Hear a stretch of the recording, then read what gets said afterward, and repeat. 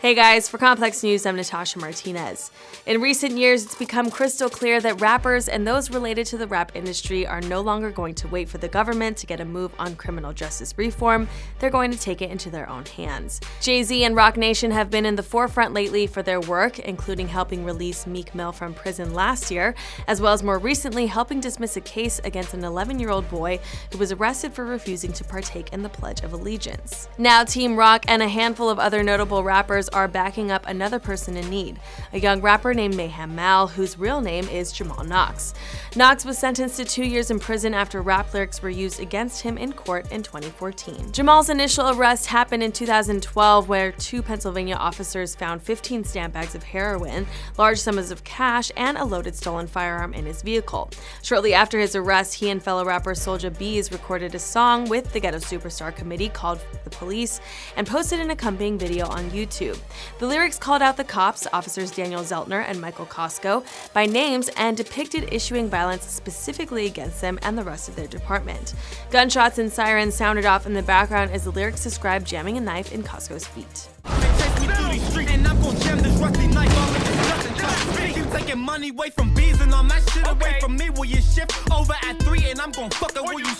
Zeltner and Costco claimed that they felt threatened by the lyrics, especially since they alluded to Knox knowing their specific work schedules and where they lived. Knox and his lawyer insisted they were not to be taken literally and were a part of his rap persona. The Pennsylvania Supreme Court did not agree, ruling that the lyrics crossed a line not protected by the First Amendment and charged Knox with terroristic threats and witness intimidation. Now the case may go all the way up to the Supreme Court. In an effort to support Knox, a group of rappers including Killer Mike, Meek Mill, Yo Gotti, Fat Joe, Chance the Rapper, 21 Savage, ROC Nation, and others wrote and sent a brief to the Supreme Court in hopes that they'll consider reviewing the case. The brief is being described as a primer on rap music and hip-hop, and it seeks to teach the justices, who are all within the ages of 50 to 85, about the history of rap music and why its lyrics should be regarded as artistic expression protected by the First Amendment instead of a threat punishable by law. The 32-page document has excerpts that explain the genre as well as its long-standing stigma, which exists, it argues, partially because of its association with black men who historically have created it. At one point, the document reads, "A person unfamiliar with what today is the nation's most dominant musical genre, or one who hears music through the auditory lens of older genres such as jazz, country, or symphony, may mistakenly interpret a rap song as a true threat of violence." It continues, urging the justices to realize that Knox's lyrics were not intended to be taken literally. "This is a work of poetry. It is not intended to be taken literally, something that a reasonable listener with even a casual knowledge of rap would understand." The brief also noted how violent rap lyrics are treated differently than other genres like country music. They cited how country music also depicts sex, drugs, and violence, yet it garners a much different response.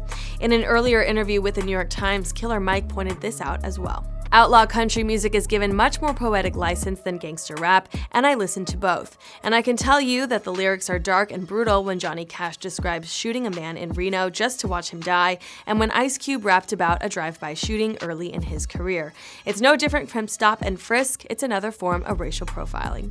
At this point, no decision has been made on whether the U.S. Supreme Court will hear Knox's appeal, but if they do, it could finally put the debate to rest on whether rap lyrics can be used in court and when lyrics constitute a true threat. Lower courts have been going back and forth on the issue for decades, and it's only gotten worse as more and more rap lyrics are being used in court as literal facts rather than artistic expression. What's worse is most of the time those lyrics are provided with little or no context or presented out of order in the timeline of the defendant's case. For instance, rapper YNW Melly, who recently turned himself into Florida police for the murder of his 2 friends, YNW Sack Chaser and YNW Juvie, had the lyrics of his track Murder on My Mind used against him on a separate occasion. In 2015, Melly was charged with 3 counts of aggravated assault with a deadly weapon and 1 count of discharging a firearm in public after a shooting at Vero Beach High School. He was sentenced to 1 year behind bars, during which he wrote Murder on My Mind. Melly was released in 2017, but then sent back to jail for violating his probation. During the court hearing regarding sending Melly back, his detailed lyrics about murder were read aloud in court.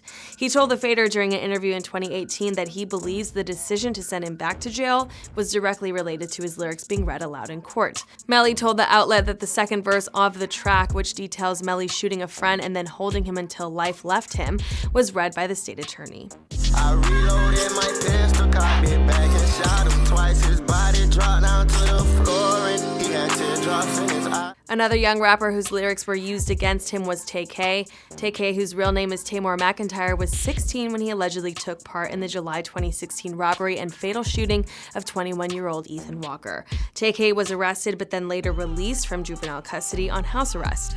He was days away from a hearing where prosecutors were trying to have him tried as an adult when officials say he cut his ankle monitor and fled in March. Tay-k was on the loose for 2 months before he was finally arrested in New Jersey. While he was on the loose, tay-k recorded and shot a video for The Race, a song about being on the run while actually on the run. The lyrics as well as the video ended up biting him in the butt despite the track climbing all the way to number 49 on the Billboard Hot 100 chart. The Fort Worth Star-Telegram reported that the state district judge Wayne Salvant referenced The Race and its video during court. He made it clear he was disturbed by not only tay-k choosing to brandish a 9mm handgun in the video while standing next to his wanted poster, but also referenced the lyrics bragging about his situation and running from the law.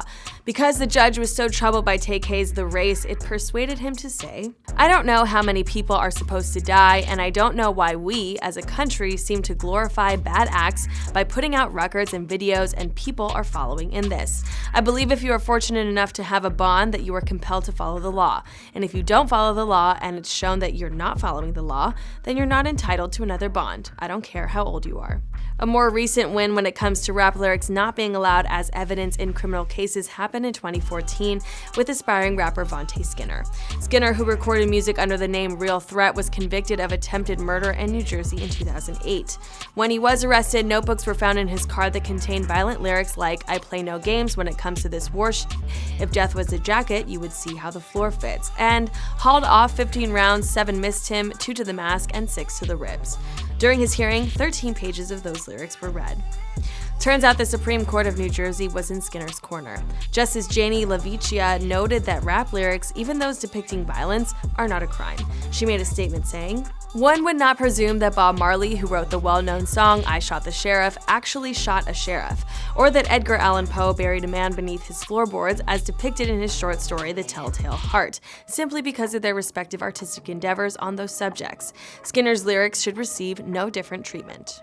While Skinner's situation panned out, many other rappers whose lyrics are used in court have had different experiences.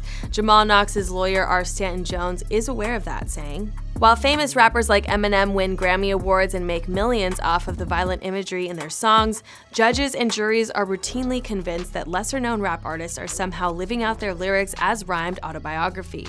It's an alarming trend, often with devastating consequences for the young men of color, who are almost always targeted in these cases." At the time of this report, there is no update on Jamal's case. He will be held in prison while he awaits a verdict. What do you guys think? Should rap lyrics be used as evidence in a court of law? Sound off in the comment section below, and as always, for more on this developing story, keep it locked to Complex News on YouTube. For Complex News, I'm Natasha Martinez.